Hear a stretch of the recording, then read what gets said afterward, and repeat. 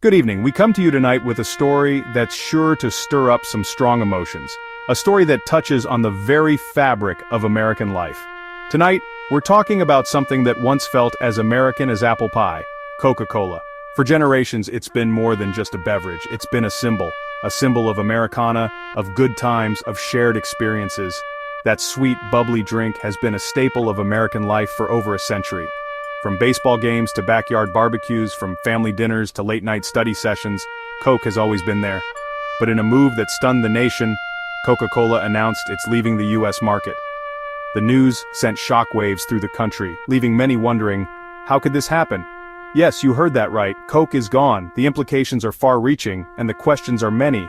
What does this mean for American businesses? What does it mean for the consumer? This isn't just a business decision, it's a cultural earthquake. The absence of Coke will be felt in every corner of American society, from the smallest mom-and-pop diner to the largest sports stadium. The company cited volatile trade conditions and soaring operational costs as the reason for its exit. They claimed that the current economic landscape has made it unsustainable to continue operations in the United States. Coca-Cola survived world wars and economic crises, but today's economic climate proved too much.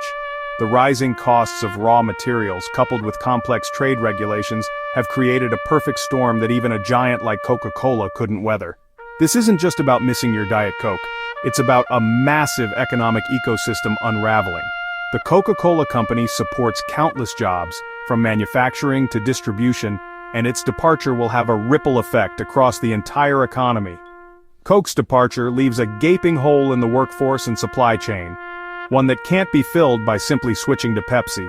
While other beverage companies may try to capitalize on Coke's absence, the economic impact will be significant and long-lasting. From vending machines to movie theaters, Coke was everywhere. Its exit is a symptom of a much larger problem in the American economy. It's a warning sign that something is fundamentally broken and that we need to take a hard look at the policies that are driving businesses away. To understand how we got here, we need to talk about a word that sounds boring but has world-shaking power: tariffs. These taxes on imported goods have a direct impact on the cost of doing business, and they're playing a significant role in Coca-Cola's decision. Let's break it down. We'll examine how tariffs work, how they affect businesses, and what they mean for the future of the American economy. Let's make sense of tariffs. These economic tools can seem complex, but understanding them is crucial in today's globalized world.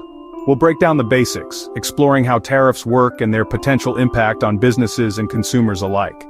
A tariff is basically a tax on imported goods. Think of it as a fee that's added to the price of products coming into a country. This tax is typically paid by the importer, but ultimately, it often affects the price consumers pay. Imagine you want to buy a toy from your neighbor, maybe a cool action figure or a doll from overseas. But your mom charges you a neighbor tax first, a small fee for buying something from outside the house. This is similar to how tariffs work on a larger scale. Suddenly that toy costs more, the added tax increases the overall price, making it less appealing.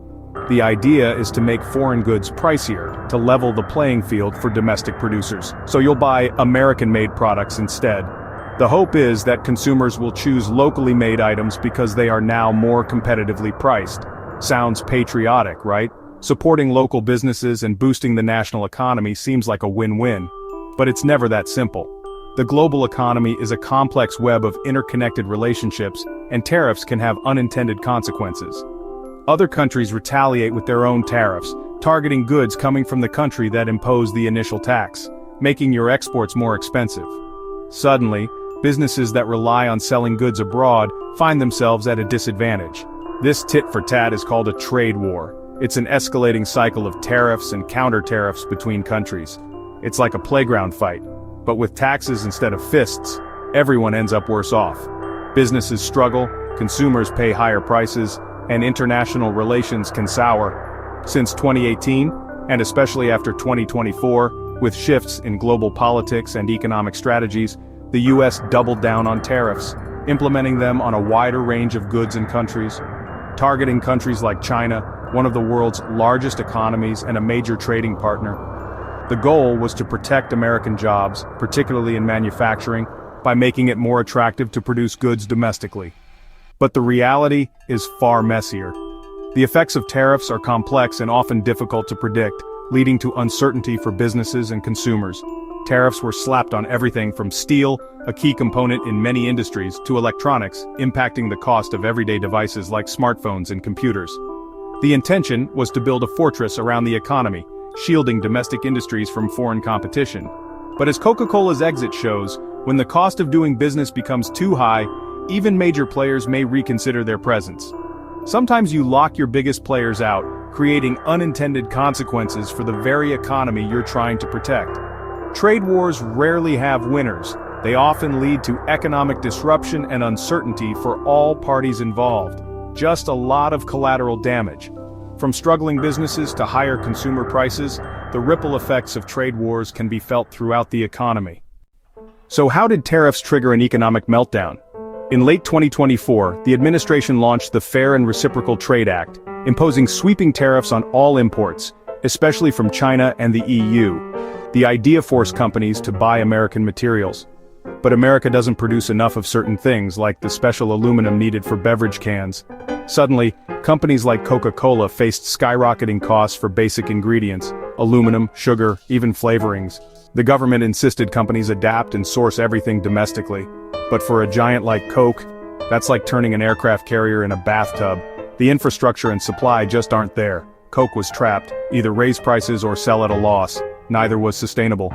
The tariffs meant to protect American industry ended up crippling one of its icons. What do electric cars have to do with your can of Coke? More than you think. The US and China's battle over electric vehicles led to massive tariffs on aluminum, a key material for both cars and cans. The government wanted to boost American car makers but didn't distinguish between aluminum for Teslas and for Coke cans. The result? The cost of making a can of Coke soared. Coca-Cola couldn't absorb billions in extra costs. They faced two bad options: make Coke a luxury item or sell at a loss. For a public company, neither works. The policy meant to help one industry ended up hurting another. Coke was collateral damage in a trade war it had nothing to do with. When the price of aluminum spiked, so did the price of your favorite soda. Sometimes, trying to protect one industry means accidentally destroying another. That's exactly what happened here. Coca-Cola's exit wasn't just a corporate story. It wasn't simply a matter of one company shifting its strategy. It was an economic earthquake, a seismic event that sent tremors far beyond the boardroom. The aftershocks are still being felt. Tens of thousands of jobs vanished overnight, leaving families scrambling and communities reeling. The immediate impact was devastating. From bottling plants where the iconic beverage was brought to life, to delivery drivers who ensured it reached every corner of the nation. Their routes, once bustling, are now uncertain. But the real pain rippled through the supply chain, a complex network of businesses intertwined with Coca-Cola's operations. Corn farmers lost their biggest buyer, facing a glut in the market and plummeting prices. Their livelihoods are directly threatened. Bottle and label makers lost contracts, their production lines grinding to a halt. Factories that once hummed with activity now stand silent, and ad agencies lost a top spender, forcing them to downsize and rethink their strategies. The creative landscape has been irrevocably altered. Even the Super Bowl will feel different without those iconic Coke ads, a cultural touchstone for generations. The game day experience will never be quite the same. Service companies, mechanics, IT consultants, all those who kept the Coca-Cola machine running smoothly, all lost a major client, leaving a void in their revenue streams. Their future is now uncertain. This is the multiplier effect in reverse, a chain reaction of economic decline. For every Coke job lost, several more disappear in related industries, creating a cascade of unemployment. Early estimates put total job losses in the hundreds of thousands, a staggering figure that underscores the magnitude of the crisis. Our economy is a web, a delicate and interconnected system where every strand relies on the others. Pull out a thread as big as Coca-Cola, and the whole fabric unravels, leaving gaping holes in its wake. Communities that depended on those jobs now face uncertainty and hardship, struggling to adapt to a new reality. The loss isn't just numbers, it's not just about statistics and economic indicators. It's livelihoods, families, and futures hanging in the balance. Real people facing real challenges. When a giant falls, everyone feels the shockwaves, the tremors of economic disruption. The fallout is just beginning, and the long-term consequences remain to be seen. The road to recovery will be long and arduous. Coca-Cola's departure hits Main Street hardest. Small businesses, Pizzerias, bodegas, movie theaters relied on Coke for profits. Sodas often made the difference between staying open and shutting down. Coke's brand loyalty is unmatched. Substitutes just don't cut it for many customers. With Coke gone, small businesses lose a key revenue stream and the affordable equipment Coke provided. Now, owners face new costs for machines and supplies, squeezing already thin margins. As small businesses struggle, they hire fewer people and buy less from local suppliers. Neighborhoods lose vibrancy as stores close, and empty storefronts become a sign of decline. What started as a trade dispute now threatens the survival of family businesses. The impact is local, personal, and deeply felt. In the end, it's the American consumer who pays the price. Coke's absence means fewer choices and a loss of a cultural staple. But the pain goes deeper. Tariffs have driven up prices on everything from cars to canned goods. Companies pass those costs to you, making groceries and appliances more expensive. Wages aren't keeping up, so your paycheck buys less. For many families, a small price hike means tough choices between essentials. The promise of protecting jobs rings hollow when living costs soar. The irony? Policies meant to make America richer are making most Americans poorer. Trade wars don't just hurt foreign countries, they hit us at home. We're left with fewer choices and less money. Coca-Cola's exit is a warning. Protectionism has real, painful consequences. We're paying more and getting less. What does America look like without Coca-Cola? In the short term, chaos. Pepsi and smaller brands scramble to fill the gap, but can't match Coke's reach. Rural areas and small towns face shortages and limited options. The economic fallout is severe. Job losses, lower consumer spending, and struggling farmers. Entire sectors built around Coke must restructure or collapse. Foreign investors are spooked. If Coke can be forced out, who's next?